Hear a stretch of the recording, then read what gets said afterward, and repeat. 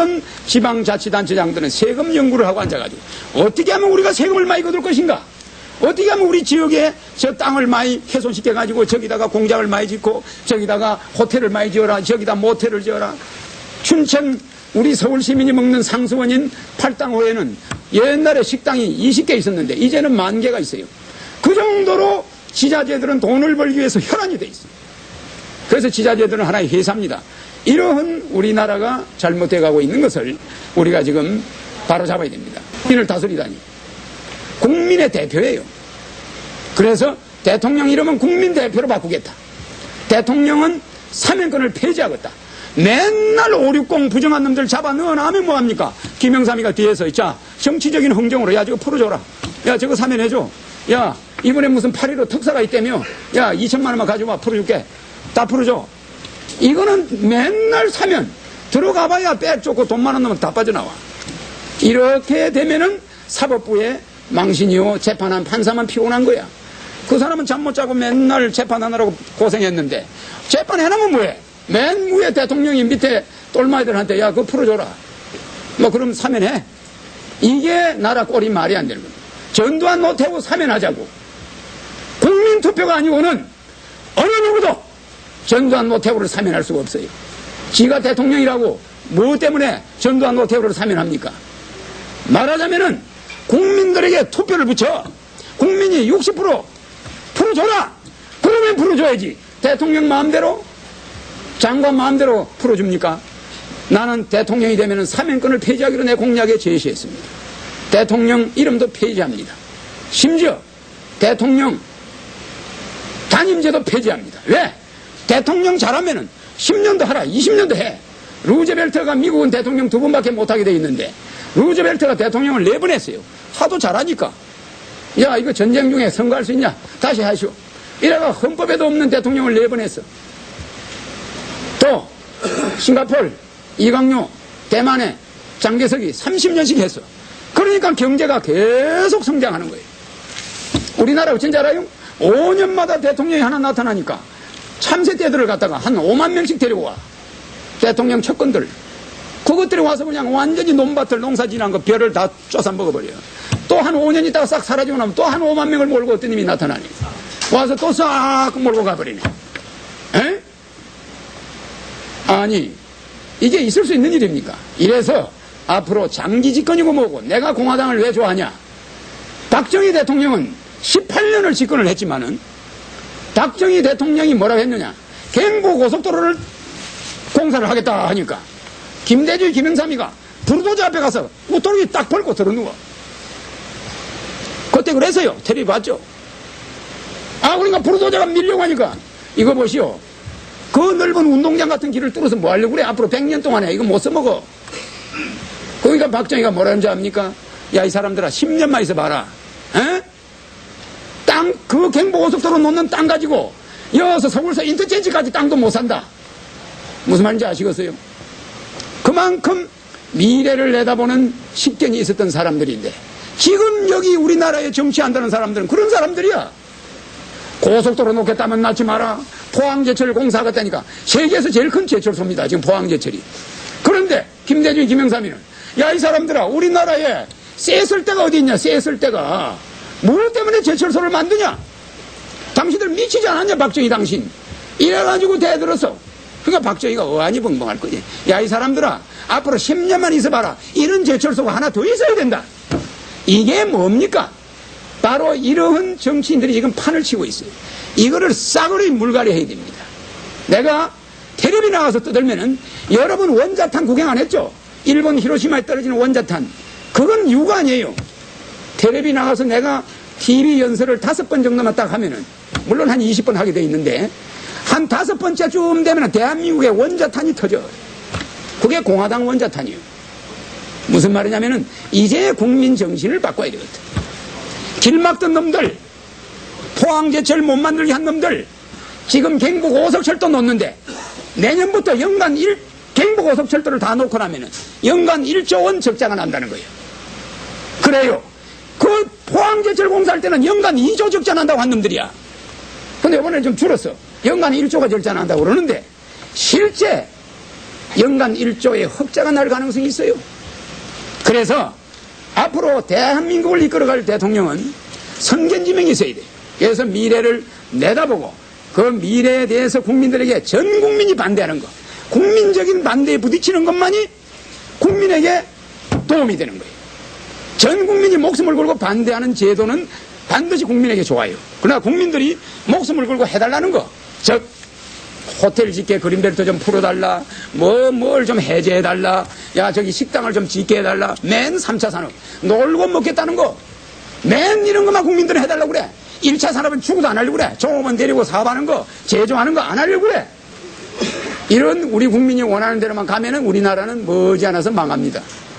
그 여관에 가서 잘 사람도 없어지고, 그 호텔에 가서 잘 사람도 없어지지만, 그 식당에 가서 밥 먹을 사람도 없어지고, 점차적으로 3차 산업은 몰락합니다. 지금 우리나라에 100만 명이라는 여성들이, 젊은 아리따운 여성들이 술집에 있어요. 그 여자들이 시집을 가서, 그 여자들이 엄연히 가정주부가 돼 있어야 될 여자들이 100만 명 정도가 술집에 있다. 그렇게 만들어 놓으니까 하늘에서, 야, 너그 고생 좀 해봐라. 너가 맨날 경기가 그렇게 흥청망청할 줄 아냐? 고생 좀 해야 된다, 대한민국.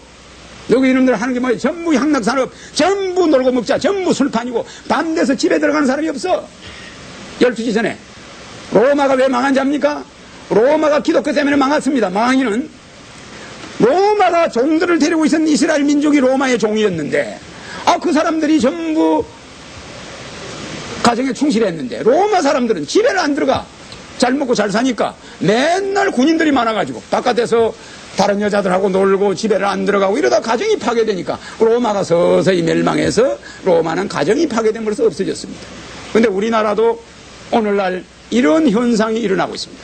술집 많아지고 복덕방 많아지고 변호사 많아지고 이런 사회가 되면은 로마처럼 망하는 겁니다. 그래서 나는 여러분들한테 그 불이 없으니까 차라리 낫네. 그래서 저는 사실 웃으면서 이야기를 합니다만은 오늘 제 이야기를 듣고 여러분들이 내 자식을 위해서 우리나라를 위해서 반드시 제 이야기를 들어야 됩니다. 들어보시고 저는 대통령을 욕심하는 사람 아닙니다. 대통령 이름도 없애려고 하는 사람이고 조선 왕조를 부활해서 여기 우리의 조선 왕조의 고종 황제의 친손자입니다. 우리 이석재아님이 고종 황제님의 친손자가 지금 와 계십니다. 여러분도 잘 알지만 비둘기집을 부르고 우리나라에 유명했던 텔레비에 많이 나오셨던 이석재아님입니다. 옛날 같으면 왕이 되셔야 될 분들이죠. 와 계십니다만 조선 왕조를 부활해서 일본 애들이 저 삼각산 꼭대기에다가 말뚝을 내려가지 않습니까? 왕조를 끊으려고 그런 거지 대한민국 잡아먹으려고 그런 거 아니에요. 대한민국 잡아먹는 건 간단해. 군사로 가지고 밀어버리면 잡아먹는 거야. 그런데 왜 남산 꼭대기 저런데 가서 말뚝을 박아, 새 말뚝을. 왕조가 다시 부활 못되게 하려고 그랬어요. 이 조선 왕조가 5,000년 전부터 내려온 왕조인데 어떻게 됐든 왕조의 이름이 고조, 고려, 이렇게 오려 이렇게 바뀌어왔지만은 조선 왕조는 5,000년 동안 이어왔습니다. 세계에서 제일 오래된 왕조예요.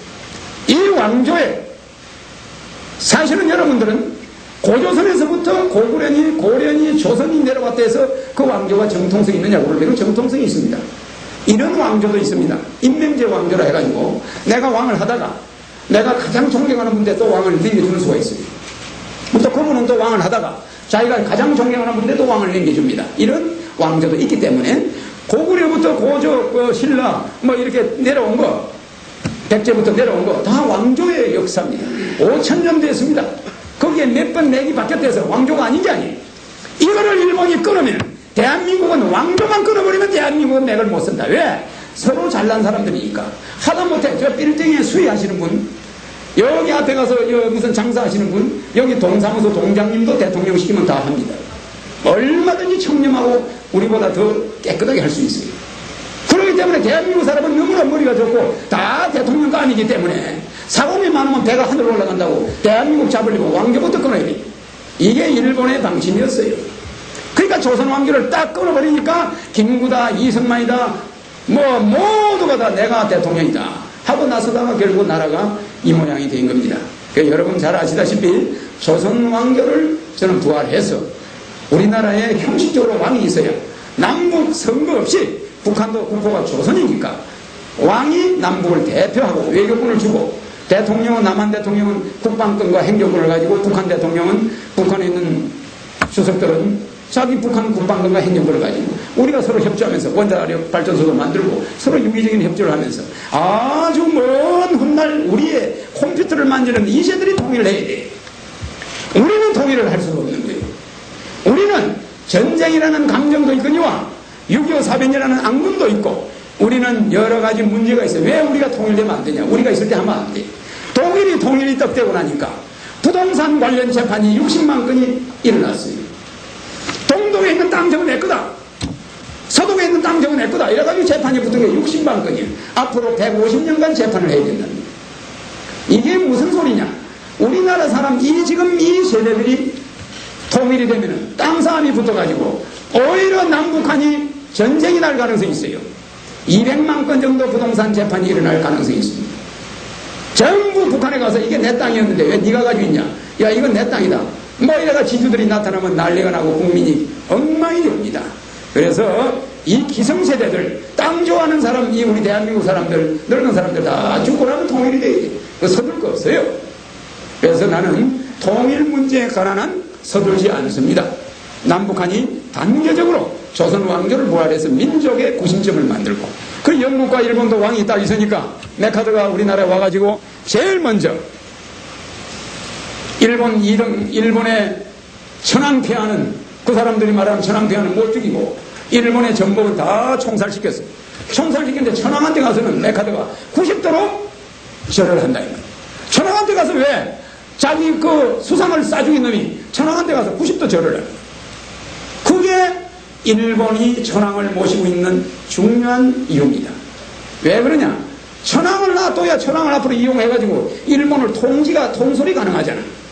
그렇지 않으면 일본이 섬나라인데 여기저기서 벌떼같이 들고 일어나면 그걸 어떻게 통솔하냐 이 말이야. 그래서 나름대로 국왕제도는 구심점이 됩니다. 그래서 우리가 꿀벌을 보면 알아요. 여왕벌을 갖다 죽여버리면 그 벌들이 우왕좌왕하다가 다 도망가 버려요. 국가도, 대통령은 국가의 정신적인 지주가 될 수 없어요.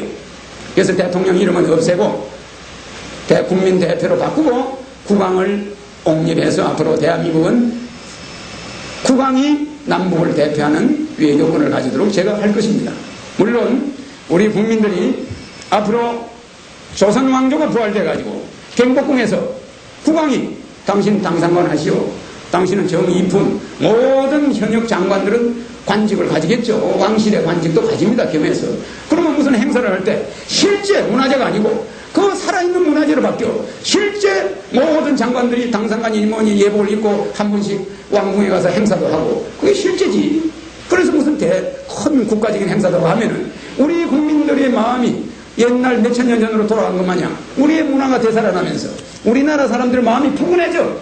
꼭 박 대통령이 총 맞아 죽을 때 우리 마음이 얼마나 허전했습니까? 그런 거와 같이 왕이 옹립이 되고 나면은 일본 사람들이 독도 저거 우리 땅이야. 그런 소리를 못해요. 이거 왕이 없으니까 대한민국 사람은 완전히 콩가루 집안이니까 이건 뭐 가서 이거 우리 땅이다 그래도 그 사람들이 잘 단결이 안 돼. 이렇게 생각하고 우리를 얕봅니다. 그리고 저는 일본이 끊어난 그 원자탄, 우리의 핵관계를 나는 핵을 만들어야 된다고 이제 주장을 합니다. 뭐 핵은 우리가 알다시피 일본이 우리나라를 침략했는데 독일은 우리나라를 독일은 세계를 침략해서 먹으려다가 독일 자체가 미국과 소련에 의해서 잡혔어요. 전범입니다. 독일 자체가 전범이 돼가지고 미국과 소련이 놀아가졌습니다. 우리나라는 전범이 아니에요. 일본이 전범인데 전쟁은 일본이 시작해가지고 우리나라를 먹었는데 미국과 소련이 와가지고 우리나라를 구해준답시고 일본 놈을 다 잡아놓고 우리나라를 둘이서 놀아가지자. 그래가지고 미국하고 일본이 놀아가졌으니 우리는 완전히 피해자야. 저 도둑놈 잡아주러 119하고 경찰에서 와가지고 우리 집에 돌아왔다 이게 딱 돌아가지고 도둑놈 다 내가 쫓아놓고 야 너희 집 이거 119하고 경찰하고 둘이서 놀아가지자. 이런 식이야.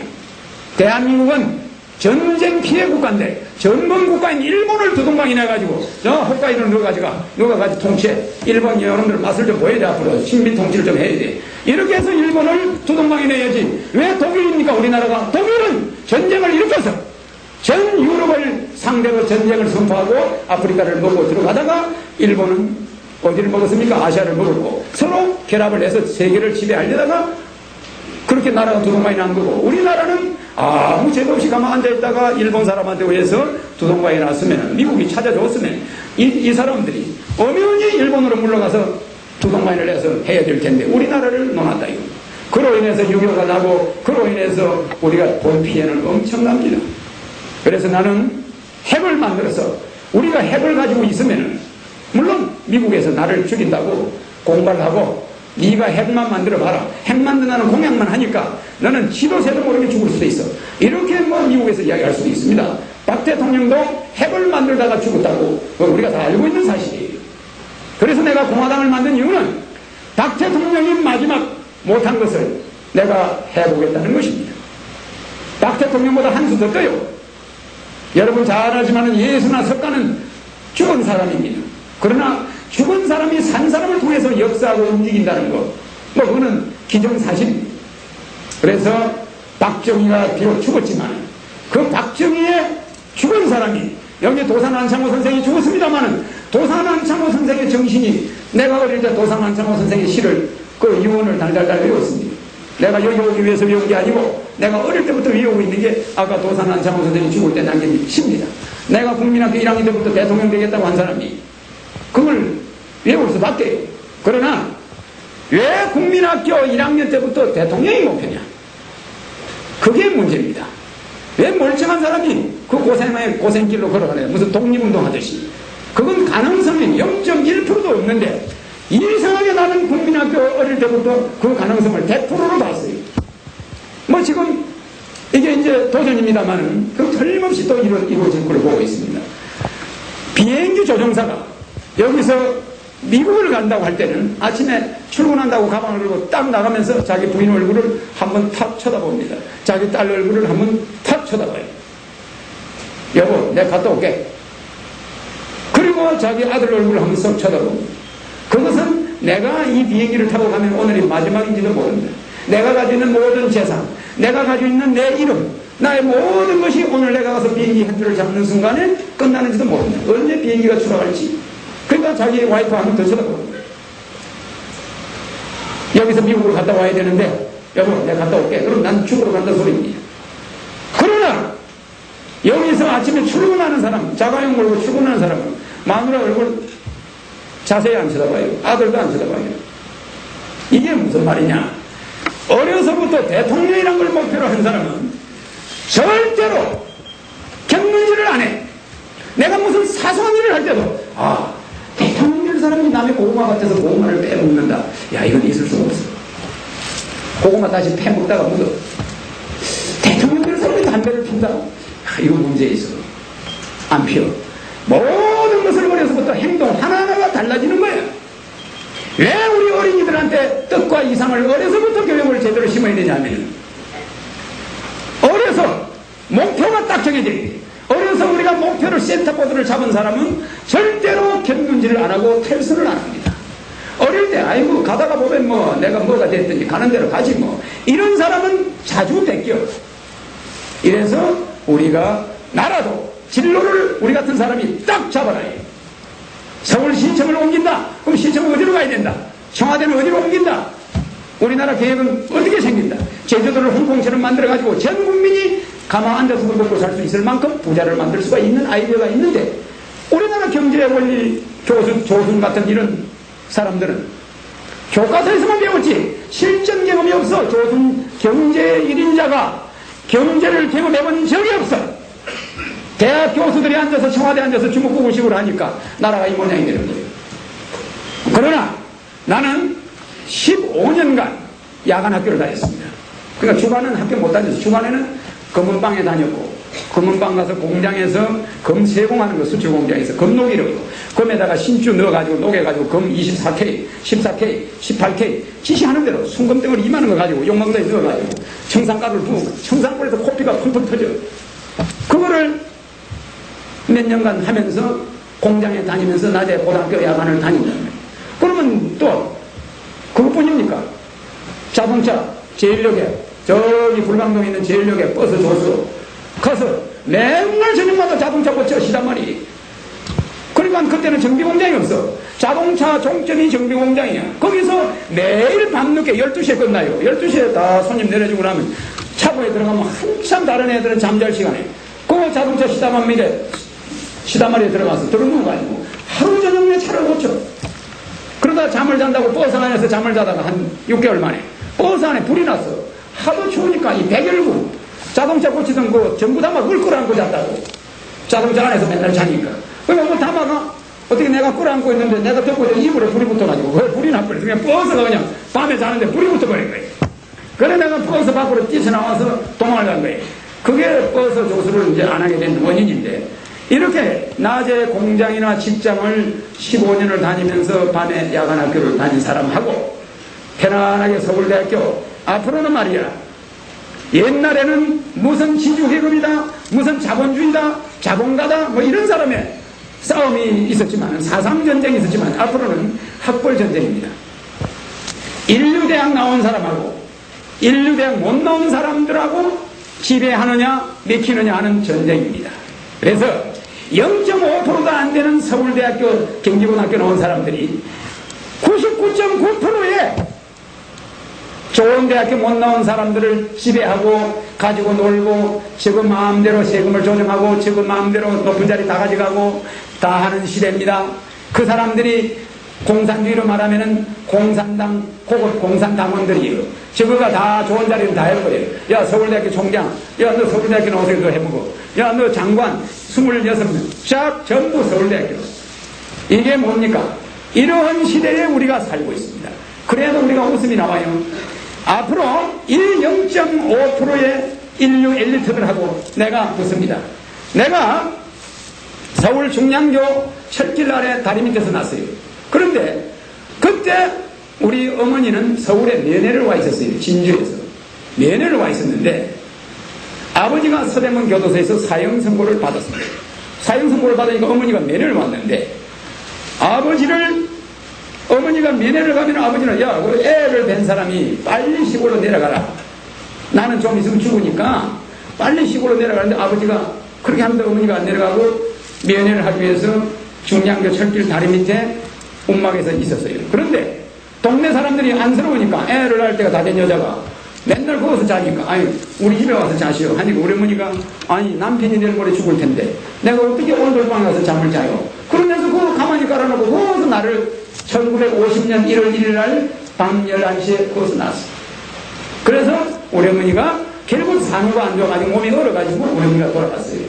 그 돌아가는 바람에 나는 남의 양자로 컸어요. 물론 양자로 컸지만은 시골서 남의 양자로 우리 고향에서 집안 어른들이 있는 데서 컸으니까 정상적으로 컸어요.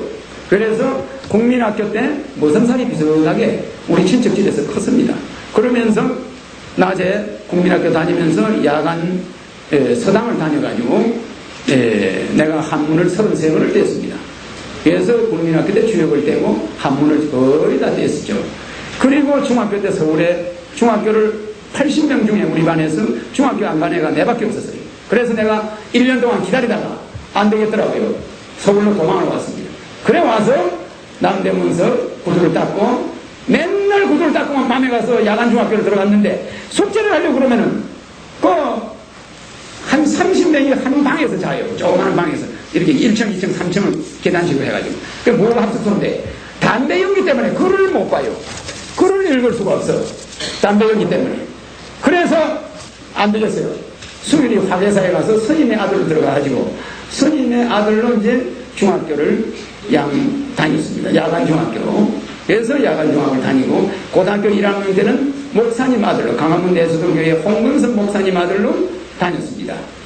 그래서 수일에 국민학교 중학교 다닐 때는 야간 낮에는 절에서 일해주고 밤에는 이제 학교를 가고 했는데, 이 고등학교 때는 목사님 아들이 있으니까 목사님이 낮에는 금은방에 시집을 시켜줬어요. 금반지 만드는 공장에 수출하는 공장이에요. 거기에 들어가서 일을 하다가 나중에 그 금은방에서 한 1년 반 정도 됐는데 금은방에서 사고가 났어요. 금반지가, 그 수출하는 금반지가 20개가 없어진 거예요. 그 없어졌는데 거기에 일하는 사람들 좀 의심을 받는 거예요. 그 중에 내가 의심을 또 받았어요. 나는 아버님이 목사님이니까 목사님이 추천 안 하는 사람은 없습니다. 거기는 전부 목사가 추천했고, 그러면 어떤 식으로 보관이 되어 있냐면 큰 저울 위에 금덩어리가 한 개씩 또 얹혀 있어요. 그러면 오늘 작업할 때는 그 금덩어리 있는 저울을 딱 내려가지고 작업을 해요. 이렇기 때문에 언제나 금의 양이 일정이 돼, 무게가. 작업한 거고 안 한 거고.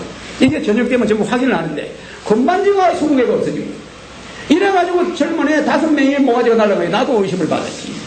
그 방에 있었으니까. 그게 딱딱 한 방이가 돼 있거든, 방이. 그리고 창문이 없어요. 도둑놈 올까 봐서 창문이 완전히 밀폐가 돼 있어요.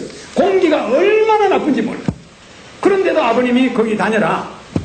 내가 목사 월급 가지고는 니하고 못 사니까 니 학비는 니가 벌어라. 이래가지고 그 검은방을 내가 다녔습니다. 내가 이렇게 야간학교를 졸업하고 대학교 때는 우리나라 첫째 재벌 양자가 됐어요. 목사님 아들로 대학을 가려고 하니까 목사님이 야, 너 주일반을 가르치라 그래서 주일반을 한 2년을 가르치는데 토요일부터 일요일까지 책 한 번을 못 들었어. 책 한 번 볼 시간이 없어. 애들 가르쳐야 되니까 주일반 요만한 애들 하나님이 어떠고 막 좀 가르치니까 이걸 무슨 공부를 할 시간이 있어야 돼. 아버지가 새벽 4시에 딱 새벽 기도하느라 깨워가지고 그때부터 기도로 시작해가지고 그냥 월요일날까지 그냥 아무것도 못하는 거예요. 그래서 아버님, 나는 이제 아버님을 떠나겠습니다. 그 어디로 가냐? 나는 저 홍제동 꼭대기 가서 텐트 치고, 나는 고등학교 3학년 과정을 말다 이러겠으니까 아버님 혼자 사십시오. 아버님이 독신이거든. 평양에서 내려온 목사님인데, 홍건석 목사님. 아버님 혼자 사십시오. 난 가겠습니다. 이래가지고 내가 홍제동에 가서 텐트를 치고 야간학교를 다녔어요. 그러다가 밤중에 학교를 갔다 올 때는 그 호떡을 한 2개를 사와가지고 하나는 저녁이라고 먹고 호떡 하나는 가지고 있다가 아침에 먹어요. 근데 그 호떡이 밤 되면은 지 새끼가 와서 호떡을 먹어버려. 산이니까 기를 주고 먹어버리니까 내가 할 수 없이 텐트 밑을 파가지고 도가지를 하나 묻었어. 그 위에다가 베니다를 덮고 위에다 가마니를 깔았는데 나중에 그 일하러 갈 때는 가방을 그 밑에 넣어놔니까 학생들이 꼬마들이 몰라요. 그거가 놀이터야. 꼬마들 동네. 그 당시 판자촌이 있었는데, 그래서 거기에서 밤에 학교 갔다 오니까 텐트가 날아가 버렸어. 그런데 이 코에 보면은 이 흉이 하나 있어요. 요 밑에 안 보입니다 잘. 근데 이거는 밤에 자는데 지새끼가 와서 코를 물고 잡아 당겨요. 그래서 내가 이걸 손으로 탁 치니까 얘가 찢어져버려요. 네. 그렇게 내가 거기서 있다가 텐트가 날아갔는데 밤에 그 텐트를 찾으러 가다가 어떻게 절벽에 떨어졌어요. 남의 화장실 파는데 떨어졌는데 다리가 부러졌어요. 그래가지고 우연히 우리나라 첫째 재벌 양자가 되었습니다. 병원으로 가서 치료도 못하고 앉아있다가 우연하게 2달 만에 이 다리가 붙었어요. 부러진 게. 붙어가지고 다시 학교로 가려고 하니까 돈이 없잖아. 동네 아주머니가 스레빠를 팔아라 이거예요. 그냥 주더라고. 팔아가지고 원가만 넣고 나머지는 학비에 보태쓰라고. 그래서 스레빠 10개를 가방에 넣어가지고 부자들이 사는 가이동을 갔어요. 가서 가방을 이렇게 놔놓고 대문이 열려 들어갑니다. 그 당시도 대문을 다 닫아놔니까 한 집만 들어가면 2-3걸레를 살아요. 그러니까 이렇게 길에 앉아서 영어 공부를 하고 있는데 대문이 저기서 열려요. 큰 집 대문이. 그래서 내가 쫓아갔죠. 모자를 딱 벗어들고 책가방을 들고 쫓아가니까 이 사람이 놀래가지고 벤서가 나와요. 벤서가. 그분이 이제 우리나라 첫째 재벌이에요. 그래서 딱 올라가서 쫓아가니까 그 양반이 차를 타려다가 나를 딱 보더니 운전수 보고 잠깐 기다려봐라. 그래서 내가 쫓아가서 가방을 앞에 딱 놓고 모자를 다시 쓰고 거수경렬하면서 신발을 딱 꺼내가 연상에다 딱 갖다 댔죠. 어르신님, 나는 학생인데 나는 이 야간 학교를 다닙니다. 이 스레바를 빨리 팔면은 내가 공부할 수 있는 시간이 많아지니까 공부할 수 있는 시간을 좀 주신다 생각하고 이걸 좀 하나 팔아주시오. 딱 되니까 이 사람이 나를 요렇게 보더니 요렇게 쳐다보더니 내 손목을 말 한마디도 안 하고 딱 잡고 들어가서 그게 아들이 돼 있어요. 무조건 내 자식을 하자는 거예요. 자기는 중학교 중퇴를 했는데 니보다 환경이 좋았다 이거예요. 어머니도 있다 이거예요. 자기는. 그런데 자기는 쉽게 공부를 포기해가지고 지금 우리나라 첫째 재벌이지만은 26개나 되는 회사를 가지고 있지만은 자기가 얼마나 정치하는 사람들한테 시달렸든지 이루 말할 수 없다. 내가 만약에 법률을 조금만 배웠어도 내가 공부를 조금만 했더라도 이런 수고를 해야 안 당할 텐데 내가 너무나 억울하다. 자네 그 공부하겠다고 시간을 좀 달라는 소리를 듣고 내가 부끄럽다. 그러니 당신은 내 아들 해야 된다. 난 못하겠어. 왜 못하냐? 나는 내 아버지 어머니가 죽었는데 혼백을 모셔야 되고 나는 제사를 지내야 되는 사람이요. 근데 내가 남의 아버지를 모실 필요 없어. 얼마든지 내가 고아에서 공부할 수 있으니까 날 보내주시오. 안 된다는 거예요. 내 아들을 해야 된다는 거예요. 그래서 내가 그 집의 아들이 됐습니다. 그래서 내가 나중에 끝까지 고집을 하니까 나중에 하는 소리가, 너 길거리에 어떤 어른이 쓰러져 있으면 너가 아버지 아니라고 못 본 채로 가려고 그러냐. 그렇지 않죠. 바로 내가 자네가 없으면 나 안 되니까 나를 좀 구해다오. 그래서 알았습니다. 그러면 내가 내일 올 테니까 쓰레밥 값만 주십시오. 나 가겠습니다. 그러니까 밥을 한 상을 채워서 밥을 다 먹을 때까지 사정을 하더라고. 다 먹고 나니까 쓰레밥 값을 주는 거예요. 그래서 10클레 값을 줘요. 그래서 10클레를 다 팔아주시는 겁니다. 10클레를 내가 다 팔아줄게. 그 대신 내 아들을 해다오.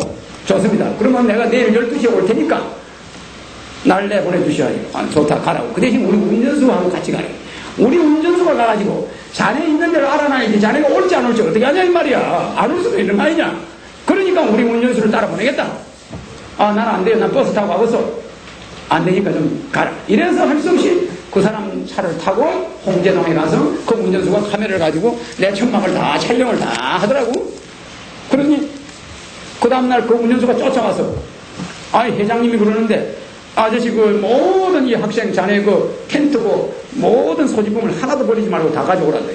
그래서 다 가지고 가서 그 다음날 그 집 아들이 돼 있어요. 그래서 내가 첫째 재벌 아들로 대학을 다녔습니다. 그런데 아버지가 얼마 몇 달 있으니까 나보고 서울대학에 넣어주기로 했으니까, 총장 서울대학교도 이야기했으니까 너 서울대학으로 바로 들어가도록 조치를 할 테니 야간학교 다니지 마라. 아니 아버님, 참 내 그거 보면은 내가 그때나 지금이랑 고치시겠어요. 아버님, 내가 서울대학교를 왜 갑니까?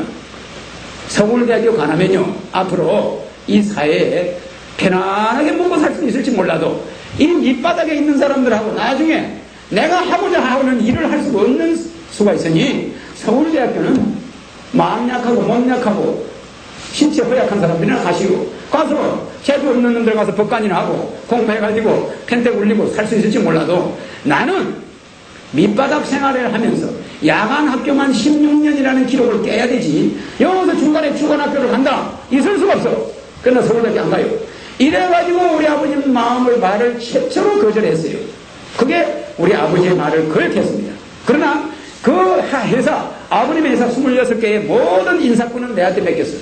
네가 너무나 뭘 잘 보고 무슨 행사를 하든 날짜도 내가 잡아주고 아버지가 뭘 제사를 해도 지방도 내가 써주고 모든 걸 내가 하니까 아버님이 나를 너무너무 좋아해가지고 모든 직원들 잘못하는 거 인사이동하는 걸 나한테 맡겨서 내가 거기에 대해서 모든 정권을 행사했습니다. 19살 때. 그러니까 내가 19살 때 그룹의 모든 인사의 책임자였어요. 우리나라 첫째 재벌이. 얼마 전까지만 내가 공장에 검은방에 내가 금반지 만드는 기술자였는데 그렇게 돼버려서 하루아침에. 그래서 내가 파란만장한 경험을 하면서 자랐습니다. 그래서 지금 내가 이해창 대표의 아들을 칭찬을 하고 나쁘지 않다고 하는 것과 같이 김영삼 김 대통령 나쁘다고 생각하지 않습니다. 그 사람들이 선전지명이 없었다는 것 뿐이에요. 박 대통령이 고속도로를 올 때 못 넣게 했지요. 포항제철을 못 넣게 했죠. 경부고속철도 지금 전 국민들이 안 된다고 하는 거예요. 국민이 안 된다고 하면 성공하는 사업이다 이 말이에요. 그래서 그러한 국민들을 올바르게 이끌어 가려면 바로 제가 30년 어려서부터 지금 47입니다. 국민학교 때부터 내가 계획해온 모든 계획이 그대로 이루어져서 우리가 어떤 정권 창출로 들어갈 수 있다고 봅니다. 그래서 제가 이렇게 이야기하는 것은 김영삼, 김대중, 이해창, 조순 어느 누구도 나쁘지 않아요. 옛말에 이런 말이 있습니다. 자신감이 아버지의 결정만 자꾸 쳐다보는 자식은 그 집안이 망합니다. 절대 집안이 망하려면 아버지가 술 마시면 그 술 마시는 것까지도 좋게 보여야 그 집안이 잘 돼요. 그런데 자식이 아버지 사사건건이 아버지 흉을 보는 거예요. 아버지 잘못된 거 자꾸 어머니 잘못된 거 같고 이러면 집안이 망하고 자식이 아버지의 좋은 점만 맨날 보는 거예요. 아버지가 나쁜 점이 많은데도 우리 아버지는 술을 저리 많이 먹고 맨날 집에 늦게 들어오고 저러지만 우리 아버지는 참 마음이 좋아. 이렇게 자기 아버지의 좋은 점만 보는 자식은 그 집안이 잘 되는 겁니다. 내가 대통령이 되겠다고 김대중, 김영삼 같은 사람 마냥 맨날 상대방 흠집만 찾아내가지고 시비하면은 그것이 되는 게 아닙니다. 그래서 전직 대통령들에 대해서 나는 존경심을 가집니다. 김영삼 대통령도 마찬가지고, 김현철이, 여러분 알지만 이해찬의 아들도 아무 잘못이 없지만 김현철이도 잘못이 없는 사람. 여러분들은 김현철이 잘못 없다고 그러면 날 때려주겠지 모르지만 그 사람도 효자야. 박찬호도 효자요, 이해찬의 아들도 효자요, 김현철이도 효자입니다. 왜 그러냐? 아버지를 당선시키겠다고. 다른 사람은요, 이성계의 아들은, 큰아들은 아버지가 왕된다니까 배가 아파가지고 가버려. 물론 이방원이는 안 그랬습니다만 이성계 큰아들은 가버려서. 그러나 김영삼이의 둘째 아들은 아버지를 도왔어요. 큰아들은 안 도왔지. 아버지의 얼굴도 닮았지만 아버지를 위해서 목숨을 바쳤어. 지금 교도소가 있어. 아마 김영삼 대통령은 역사에 남는 대통령이 될 거예요. 왜? 경제는 망쳤지만 자기 자식을 교도소 보낸 대통령은 역사에 없습니다. 그게 쉬운 게 아니에요. 얼마든지 검사들한테 백을 써가지고 야, 사진에 이런 거 차단해라, 안 나오게 해라 할 수 있어요. 김영삼 대통령 성격 고지식합니다. 절대 그런 거 못 봐요. 내 자식이라도 문제 있어 조사해. 할 수 없어. 교섭가 그거요, 얼마든지 검사를 움직이고 여론을 조작할 수 있습니다. 그런 거 정도는 할 수 있어요. 그런데도 그 사람은 그러지 않았어요. 그러나 정책적으로 내하고는 달라요. 내같이 대학교 명칭을 폐지하겠다, 또 국회의원 제도를 폐지하겠다, 여자 50% 남자 50%, 모든 여성 단체장들이 배지를 붙여야 돼. 그러니까 여성 의원이 50%야. 뭐 다방조합장이 됐든 무슨 말이야 YWC 회장이 됐든 모든 여성단체에 배지를 붙여. 그래 여성 50% 남자 50%. 그래 국회의원 제도가 바뀌어. 현행 국회의원 제도는 없어. 여기는 자본주의입니다. 자본주의에서는 돈 버는 사람이 이거예요. 말하자면은 자본주의의 꽃은 직영단체입니다. 여기에 경영자 총연합회가 있으면 그 사람들 경영자 총연합회 회장은 국회의원보다 더 높은 자리예요. 그런데 김대중이가 야 너 전라도 한평에 가서 국회의원 해. 김영삼이가 너 거제도 가서 국회의원 해. 그럼 그냥 배치 붙여. 그 사람이 지적해주는 사람이 전부 국회를 장악해버려. 딱 두 사람이 지적하는 사람이 우리나라 국회의 절반을 장악한다 이겁니다. 김대중이가 야 너 저 전라도 저 여수에서도 출마해. 그리고 너 내일 모레 배치 달아 이 소리예요.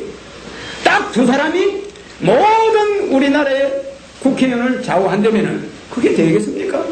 그게 안 됩니다. 모든 자본주의에서는 자본을 만드는 기업가의 대표, 노동자들의 대표, 노조의 대표, 모든 사회 다방조합장, 뭐 버스 사업조합장, 택시 사업조합장, 모든 장들이 배지를 붙여요. 그 사람들이 세금을 내. 무슨 지역 대표가 세금을 냅니까? 세금 내는 사람들의 나라예요. 이 나라는 세금 내는 사람들의 나라라고. 세금을 적게 내는 사람일수록 자격이 없다는 게 아니라 세금을 내는 사람들의 모임의 장이 국회의원이 돼야 이 나라가 바로 잡힙니다. 그래서 직능의회를 만들겠다. 그래서 저는 직능의회의 국회의원 제도를 폐지합니다. 이와 같이 모든 제도가 김영삼 대통령이나 김대중 총재보다 낫습니다. 예를 들어서 김대중 총재가 텔레비 어제 나와서 교육제도를 어떻게 하겠습니까? 대학 자율에 맡긴다. 내가 권총이 있었으면 그 자리에 있었으면 쏴줍니다. 정말 권총을 안 차고 있으면 망정이지. 텔레비를 향해서 그냥 총을 쏠 거예요. 우리나라 교육을 어떻게 바꿔가지고 우리가 어떻게 살 길이 있느냐 물으니까 대학 교육은 대학 자율에 맡기는 거예요. 그러면 앞으로 10년 이내에 우리나라에 있는 은행은 모두 망하고 우리나라에 있는 기업들은 다 망하고 대학 재벌이라는 재벌이 나타납니다. 대학 총장이 재단 이사장이 등록금 올려 학생을 몇 명 모집해. 뭐 대학 재단 이사장이 졸지에 재벌이 돼버리고 모든 경제가 재벌이 됩니다. 이렇게 대학이 전 우리나라의 경제를 장악하게 되어 머지않아서 그래서 대학 자율화는 있을 수가 없습니다. 뭐냐? 대학 입학 제도를 폐지해야 돼.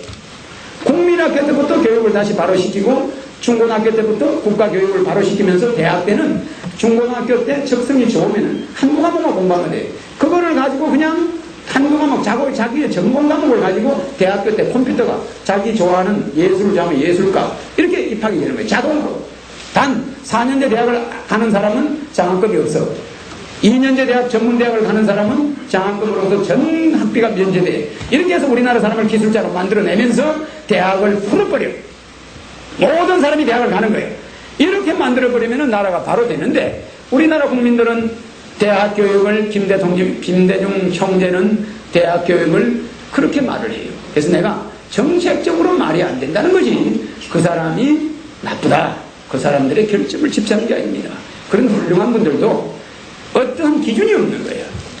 국가를 위해서 교육을 바꿀 때는 대학을 평준화해버리고 모든 학생이 고등학교 때 자기가 좋아하는 적성대로 대학을 갈 수 있게 이렇게 돼버리면, 대학을 가는 것도 우리 집은 동숭동에 있다 그러면 컴퓨터가 따다닥 쳐서 너는 경희대학교 가까운 대학을 결정하면서 모든 대학 이름이 없어져요. 제1대학, 제2대학, 경기대학이 제1대학, 제2대학, 가나다 순회에서 쫙 되면은 불란서같이 대학 명칭이 없습니다. 지금도 미국과 영국은 소르몬 대학, 하버드 대학이나 또 일본의 영국의 옥스퍼드 대학이 있는데, 그 사람들은 속으로 썩어 있어.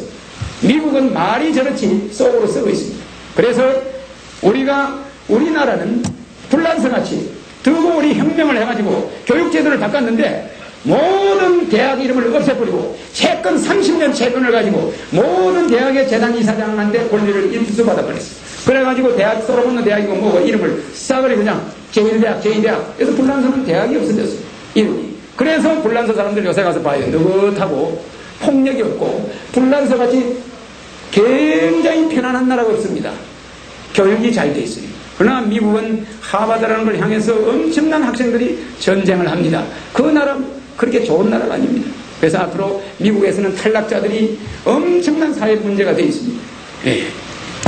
그래서 제가 오늘 이 여러 가지 이야기를 하다 보니까 시간이 많이 갔는데, 그러나 모처럼 우리가 이렇게 만나서 가족 같은 분위기에서, 또 요새 불경기니까 이렇게 초라한 곳이지만 하늘은 이런 초라한 이런 사람들의 이런 또 뜻 있는 도산 안창호 선생 같은 분이 있는 데서 이렇게 전당대회를 하는 것을 굉장히 우리가 중요하게 생각해야 됩니다.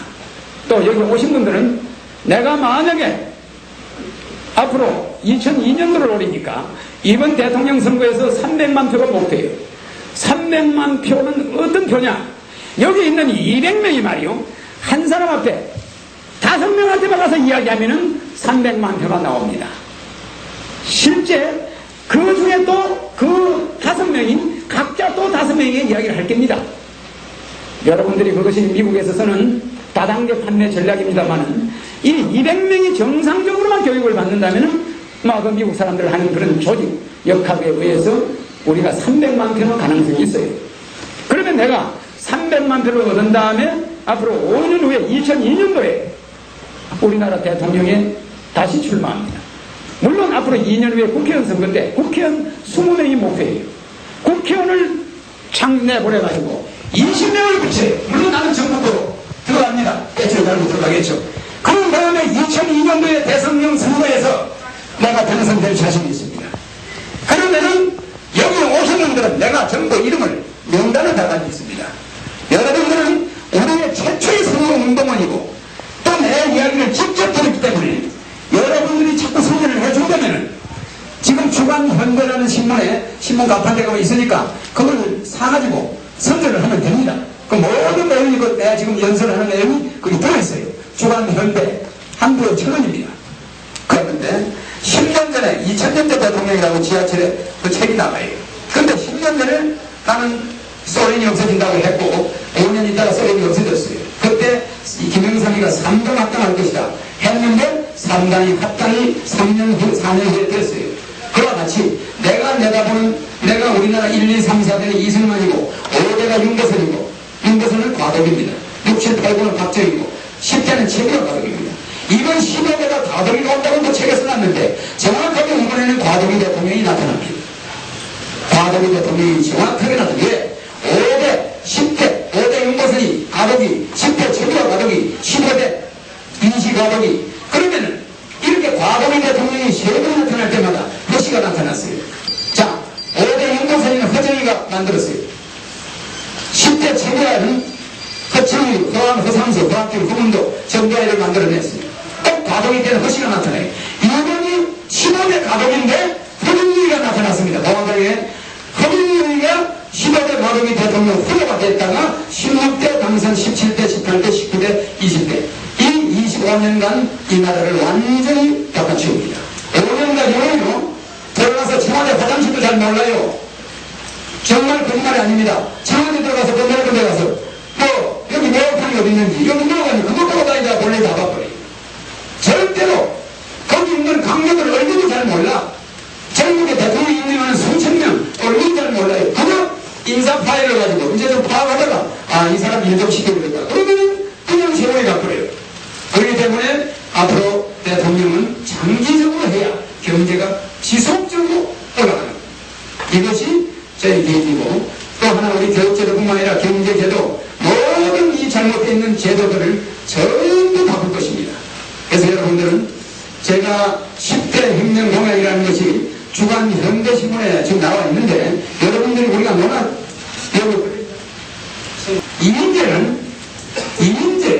이민재가 동아란 발음을 또 이렇게 놨어요. 박정희를 닮았다 해가지고 실제 박정희의 배를 이어갈 사람은 제입니다. 제가 나오는데 이인재가 바람을 일으키다가 발목이 잡혔어요. 그 사람이 설사 대통령으로 나온다고 나는 걱정이 없습니다.